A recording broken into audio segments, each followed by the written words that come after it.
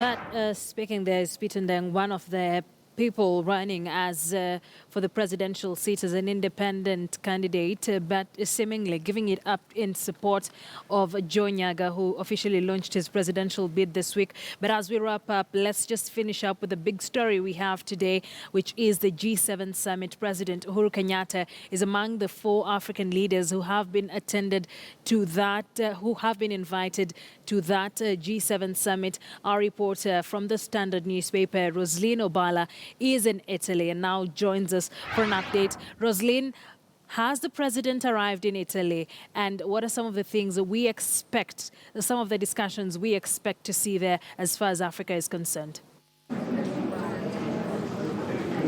Akisa, thank you very much. You're connecting with me here from Taormina in Italy, where the G7 has just kicked off an hour ago. Our president has just arrived now. In fact, he is still airborne, and we are waiting for him to just disembark. But the meeting kicked off with the G7 leaders meeting at an exclusive place where we are yet to get some of the discussions that they've had, but they've yet to have a roundtable meeting. We've seen bilateral meetings between President Trump and Japan Prime Minister Shinzo Abe. And just earlier in the morning, we were able to have a meeting with the EU officials and the EU president and the EU Council president too. And some of the issues that they said that the G7 leaders must address themselves to is terrorism, migration, there's the issue of free trade, and they also talked about many other things. But what surprised us, especially from Africa, is that none of them was committed when it came to African issues, because when they talked about migration, we expected them to talk about Africa, whereby we find that 26% of the migration issues are in Africa.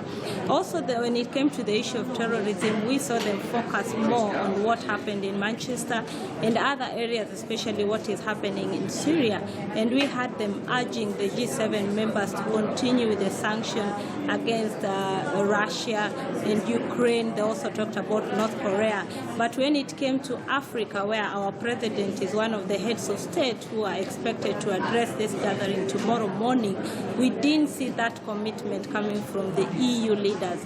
So as we wait, we expect that maybe the G7 leaders, now that they've invited 4 of the leading Africa leaders, especially where we've seen Boko Haram, that is Nigeria, we have seen Al-Shabaab attack the Horn of Africa, where Kenya and Ethiopia have been on the forefront to settle the war there, and especially also negotiate talks in Somalia and South Sudan. We expect these are some of the issues that they are going to address. We have also seen the president of Tunisia, who has just arrived shortly. His country is also having issues with migration, whereby most of them have been dying as they seek to cross over to Italy.